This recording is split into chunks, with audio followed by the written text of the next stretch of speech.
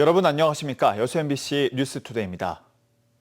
전남 광주 통합특별시를 이끌 민영배 당선인이 주청사의 주소지로 순천 동부청사를 검토하고 있습니다.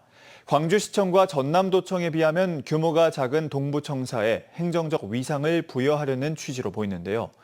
전남 동부권은 균형청사의 첫 발을 뗐다는 평가지만 서부권은 표심만을 의식한 미봉책에 불과하다며 반발하고 있습니다.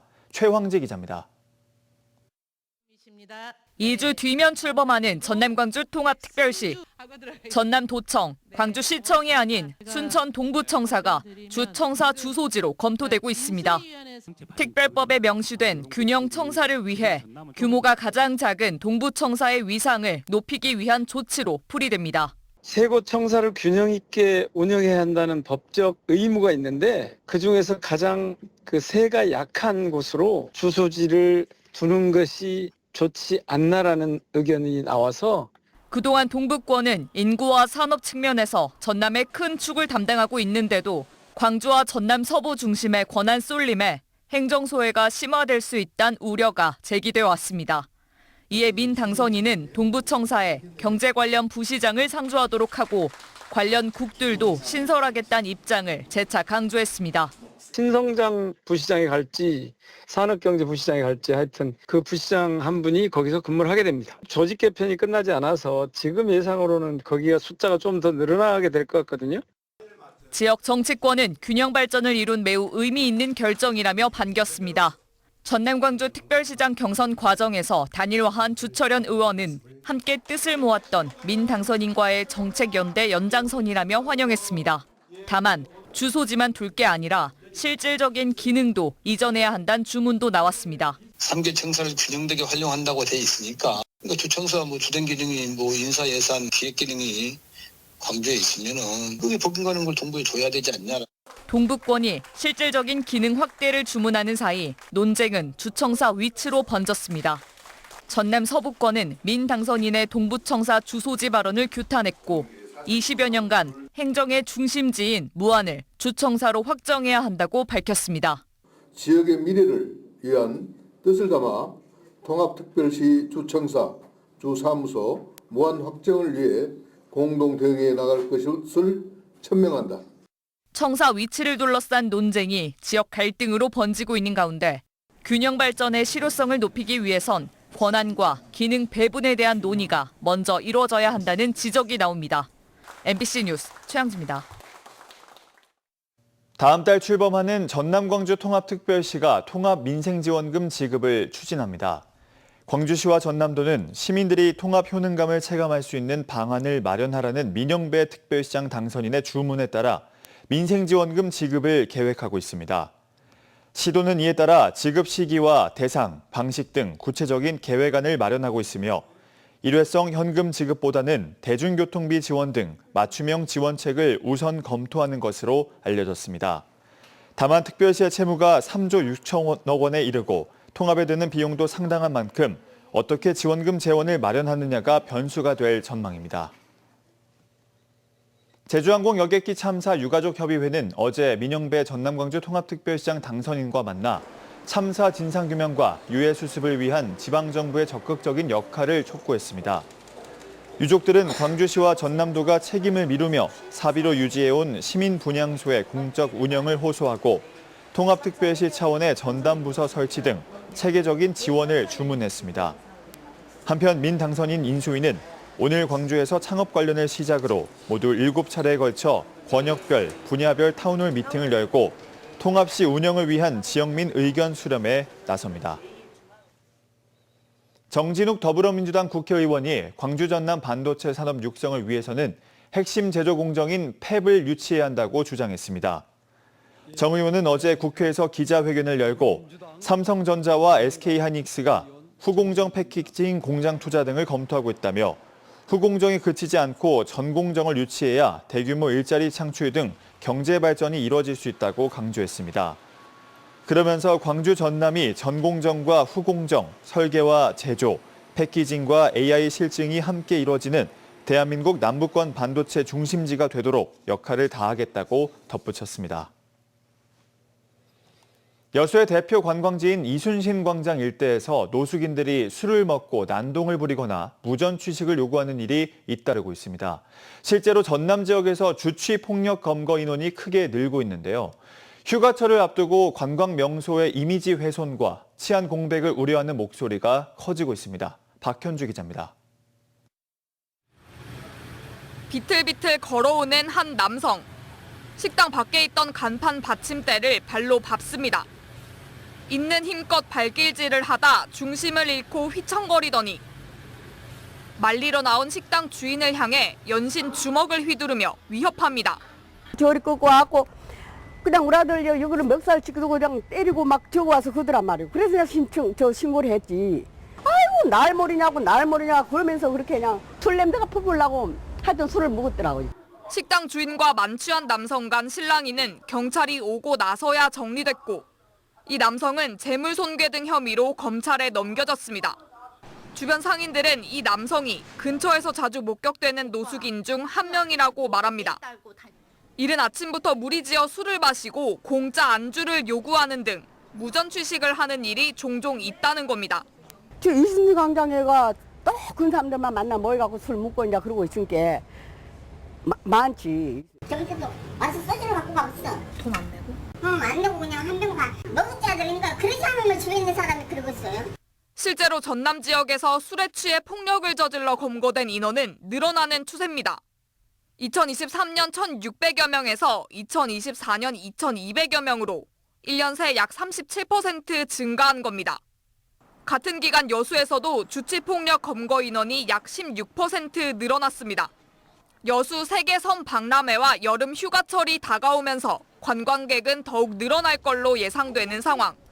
여수시는 관광지 일대 노숙인들 관련 민원을 접수하고 집중 관리하고 있다며 관광객 불편과 관광 이미지 훼손을 막기 위해 경찰, 보건소 등 유관기관과 함께 순찰과 계도 활동을 강화하겠다고 밝혔습니다. MBC 뉴스 박현주입니다. 한국철도공사가 순천역과 서광주 역세권 등 전국 유휴철도 용지 5곳에 개발 사업 구상 검토안을 공개했습니다. 이번 검토안은 공사 홈페이지에서 확인할 수 있으며 부지 면적과 용도 등 기본 정보와 개발 콘셉트, 사업 타당성 분석 등이 담겼습니다. 순천 역세권은 약 5만 제곱미터 부지를 2개 구역으로 나눠 오피스텔과 키즈파크, 상업 업무 시설 등으로 개발하는 안이 포함됐습니다. 광주 군공항 무안 이전에 따라 무안군에는 6,400억 원 규모의 지원금이 제공될 예정입니다. 하지만 종전부지 개발 수익으로 재원을 마련하는 기부대 양여 방식인 만큼 대구처럼 사업비 확보에 실패할 경우 보상금 지급도 불투명해질 수 있는데요. 이런 가운데 통합시 인수위가 정부 지원금 20조 원의 일부를 투입할 수 있다는 입장을 내비치면서 결국 통합시 재정으로 사업비를 충당하는 것이 아니냐는 지적이 나옵니다. 박혜진 기자입니다. 무안군은 광주 군공항 이전에 따른 보상으로 광주시로부터 6,400억 원을 받기로 했습니다. 이번 지방선거에서도 해당 보상안은 주요 쟁점이었습니다. 이익금이 남으면 주고 안 남으면 안 줘도 된다. 이렇게 말을 했습니다. 그거를 어떻게 믿고. 논란이 된 건 기부대 양여 방식 때문입니다. 사업 시행자인 광주시가 먼저 10조 원가량을 들여 무안의 군공항을 이전한 뒤 광주시가 기존 군공항 부지를 개발해 얻은 수익으로 사업비를 회수하는 구조입니다. 광주시는 공사 착공과 동시에 무안군에 6,400억 원을 먼저 지급한다는 계획을 밝히고 있습니다. 사후에 받는 게 아니라 사업 시작과 동시에 받는다고 보기 때문에 그걸 안전장치로 보고 있습니다. 그래서 저희가 무안 국민들한테도 그렇게 홍보를 했고요. 문제는 이전 사업의 출발점인 광주시의 재원 조달 자체가 불투명하다는 점입니다. 실제 대구 군공항 이전 사업도 같은 기부대 양여 방식을 채택했지만 투자 기업을 찾지 못해 3년째 첫 삽도 뜨지 못하고 있습니다. 10조 원 이상의 10년 이상 정도 되는 장기간 사업이다 보니까 도저히 이제 요거는 사업 수익성이 지금 현재로서는 불가능한 구조다. 광주시는 민간 투자자가 나타나지 않으면 정부 지원을 요청한다는 입장이지만 대구 역시 같은 방식을 추진했다가 기재부 반대에 부딪혀 무산된 바 있습니다. 결국 대구시는 기부대 양여 방식만으로는 한계가 있다고 보고 관련법 개정에 나선 상황입니다. 이런 가운데 사업을 승계하게 될 전남 광주 통합시 인수위원회는 정부가 특별시 출범에 맞춰 지원하기로 한 20조 원 가운데 일부를 군공항 이전 사업에 활용할 수 있다는 입장을 내비쳤습니다. 결국 광주시의 부담이 전남과 광주 모두의 부담으로 확대될 수 있다는 지적입니다. 수천억 원의 보상 약속보다 중요한 건 과연 그 돈을 실제로 마련할 수 있느냐가 핵심으로 사업 초기 단계부터 재원 조달 방안을 철저히 검증해야 한다는 목소리가 나오고 있습니다. MBC 뉴스 박혜진입니다. 올 여름 여수 섬을 여행할 경우 10만 원의 여행 경비가 지원됩니다. 행정안전부는 2026년 섬 방문의 해를 맞아 다음 달부터 2달간 비연륙섬을 방문하는 여행객들에게 숙박비와 식비, 여객선 운임 등 여행 경비 일부를 1인당 최대 10만 원까지 지원한다고 밝혔습니다.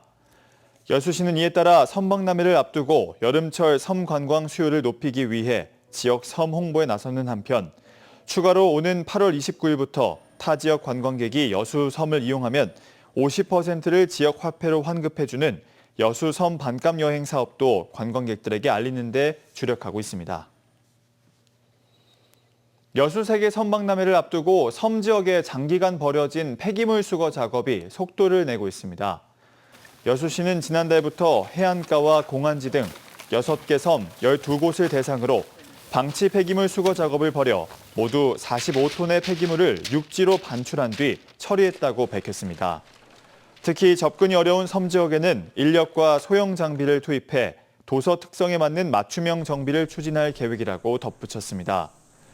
여수시는 이번 사업이 해안가 폐기물로 인한 경관 훼손을 막고 침출수 발생 등 2차 환경오염을 막는 데 큰 도움이 될 것으로 기대했습니다. 1인 가구가 늘면서 고독사가 큰 사회적 화두가 된 지 오래입니다. 그동안은 지자체가 중심이 돼 고독사 고위험 가구를 발굴해 왔는데요. 앞으로는 민관이 협력을 강화해 발굴 사각지대를 없애기로 했습니다. 김하은 기자입니다. 남편의 가정폭력을 피해 10년 전 혼자가 된 60대 여성. 다리까지 성치 않아 거동이 불편하지만 주변에 도와주리도 마땅치 않습니다. 3년 전엔 언어장애까지와 사회생활조차 할 수 없는 상황입니다. 한 5년 됐거든요. 내가 할 수 못한 지가 마음대로 나가지 못하니까 그게 답답하고 그래요. 의지할 곳은 일주일에 한 번 방문하는 시청 공무원들 뿐입니다. 이 60대 여성은 지자체가 직접 발굴한 고립 가구입니다. 문제는 실직과 이혼, 가정 해체 등을 이유로 고립을 자처한 사람들은 대면 접촉을 꺼리기 때문에 발굴이 쉽지 않습니다. 이에 지자체가 지역사회 네트워크를 기반으로 한 고립 은둔가구 발굴에 나섰습니다. 1인 가구와 자주 마주치는 편의점주, 노후 수도계량기 교체원 등과 협력해 고립 위험 가구를 찾아 지원하기로 한 겁니다. 1인 가구가 거의 차지하고 있어요. 여관이나 원룸 자체를. 그래서 여기 오시는 분들 보면은 나는 1,000원짜리 하나, 1,500원짜리 하나 사다가 먹고 가거나.